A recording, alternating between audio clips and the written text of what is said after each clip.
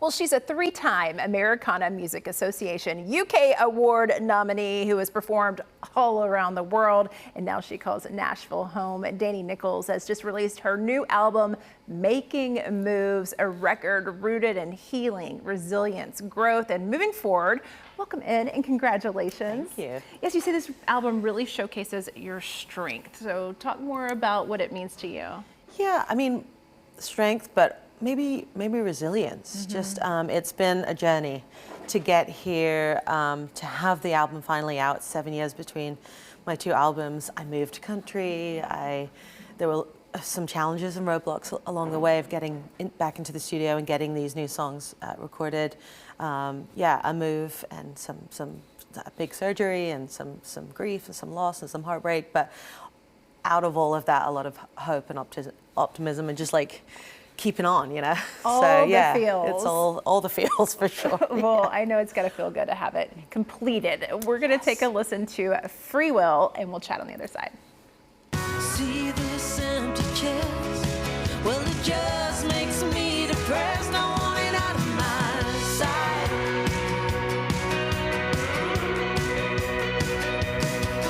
My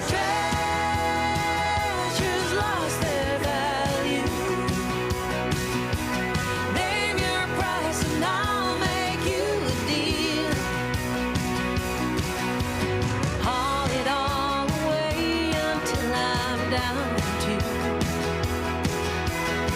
whatever fits in my automobile. I wanna be free will. That music video just screams East Nashville, if you ask me. My favorite line, most everything is covered in dust, and that includes the girl I used to be.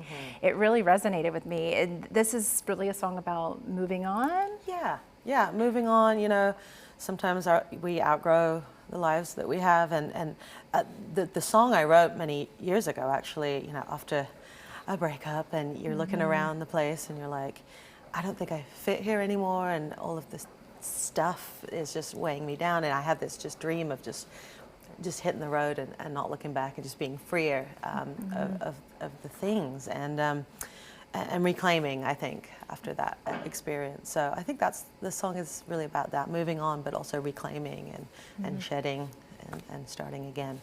Again, all those feels. So many feels, yeah. Talking about moving, you're originally from Bedford, England, and you say coming to Nashville was really by chance. Explain for us. So, sort of, yeah. Well, the actual move from the UK to the US, I mean, for many years I was coming back and forth across the pond. I have always just had this affinity with Nashville, growing up listening to the music of Nashville and country music, but I didn't actually plan strategically to make a full move here. I came for a tour, I got my performance visa, came on the tour, was supposed to stay for like 6 weeks, and ended up saying, well, I'm still here. So I accidentally moved to America, but it was the right thing, you know. It was a funny gut feeling that then was the time, you know, and I jumped on it, and it all just fell into place because it was supposed to be that way, and it's just been the best thing I've ever done. So. Well, we're happy to have you here in Music City. I know you toured the UK. You just got back from California, which you love. So good. But you're heading back to touring the UK as well next month. Yeah, I mean, this new album, I'm just so glad that it's out, and I just want to, you know, take the songs far and wide, and it is so nice to go home to the UK and perform. So yeah, I have 8 shows with the band in the UK, then coming back and trying to, you know, just play as much as I can here in the US as well, some Northeast shows, and just being out there with the songs. Yeah, what is it like when you return to the UK to perform? Amazing. I mean, it's just so good to see my people and to feel at home, you know, as much as I feel home here, that's also so much home. And all these people that have supported me coming up through the years, and I've been doing this a long time now, and they show up for me, and it's so good to see their faces and see my family. And yeah, I feel so lucky to get to do this in both places. So. Yeah. Well, we love to see it. She just finished the album, but she's already looking forward to the next one. So we'll be having you back on and chat about that in the future. Thank you for coming in, Danni Nicholls. Thanks so much for being here, and congratulations again on making moves. We can't wait to see what's next for you. Check out her music, and follow her online at DanniNicholls.com. News 2 meteorologist Shelby Mack here. Great day to sit inside and listen to some music and some new music, because we are still seeing a little bit of rain out there along with some cloudy skies. So this broken line of some showers is making its way south of I-40 at this point. We're continuing to see some light rain trying to come in to Fayetteville, Winchester, Moore County. And as we look out in Donaldson, still gray and gloomy. Temperatures sitting at 77 degrees. Now, we aren't seeing any more severe weather expected today, but temperatures are also falling with this cold front coming through. So temperatures are at 78 in Nashville and Dixon for our feels like, 76 in Murfreesboro, 84 in Shelbyville, and still holding on to 89 in Winchester. So once that rain comes through, that's going to help us see these temperatures falling with humidity falling, but it's still going to be a pretty warm day. Temperatures try to rise anywhere from the mid to upper 80s. I do think we're going to be a little bit cooler than our models are showing, but as we continue into tonight, temperatures start to fall into the 70s, and tomorrow, gonna be your pick day of the week.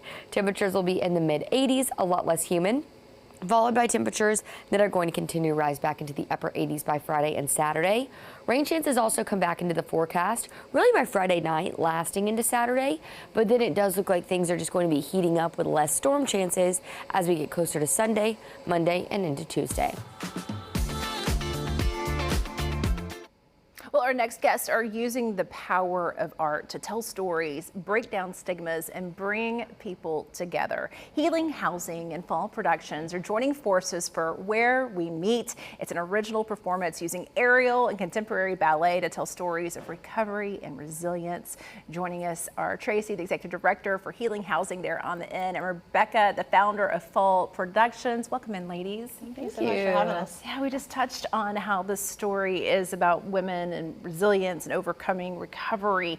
So talk about how you all are bringing this vision to life. This is unique.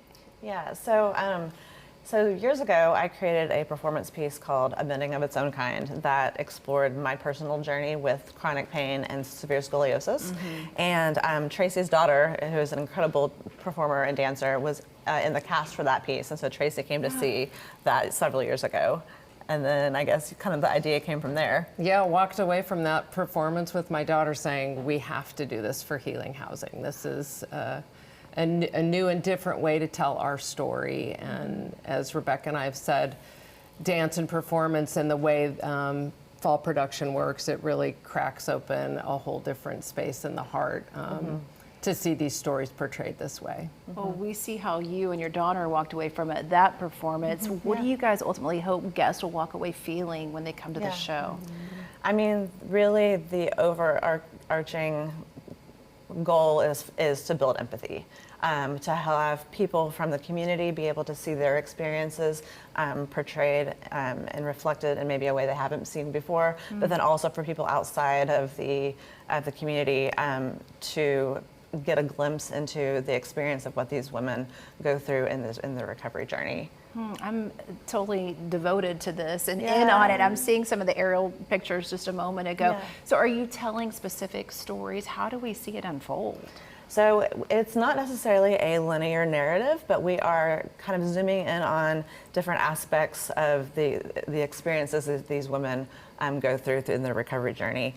Everything that you see on stage has been influenced directly by conversations with the women, with the residents. We've done movement workshops, we've done writing workshops, we have gone and sat and been part of their kind of morning meditation circles and heard just parts of their stories in all kinds of different ways. And so I've layered those stories into what you'll see on stage. Wow, I'm sure. And it's incredibly powerful for the women of Healing Housing who have been through so much in their lives and have come from really difficult circumstances or challenging circumstances to see their story portrayed, especially using the body where a lot of times when we think of addiction, you know, it's held in the body, it takes a toll on the body. To see their stories portrayed in this beautiful modality of using dance is really remarkable from them. And our residents really feel a part of this project, which is cool too. Yeah, it has to be inspiring for Very. them. And it's really full circle because it goes back to support them on the other end as well. Absolutely, absolutely. So all the money goes to both of you guys, right? And then goes back to the Women in Recovery. Explain how it supports. So the project, thankfully, has been funded by donors and sponsors who have put this project together. From the money that our healing housing team has worked, we have been able to employ fall productions for this piece, a composer for this piece, a videographer, and then all the funds that we raise from this will go back to our program to provide the wraparound services that are essential to women healing from recovery: psychiatric care, mental health care, physical care, dental care, Long-term housing. Which every. is a huge thing. Yeah. Yeah, talk more about healing housing and the work that you guys do. I know you were discovered in 2017 and kind of the evolution, how far it's come. Yeah, it's been an incredible evolution. We started at 2 humble homes in Franklin, Tennessee, housing 16 women. It was a 6-month program. Fast forward now, we are 4 homes in West Nashville, housing 30 women. We're a long-term program. It's a year commitment from them. We have women who are coming from Tennessee Women Prison, from diversion programs, women who are coming from sex trafficking backgrounds, and they all come to us and are welcomed into our home with no administrative costs, no charges to them.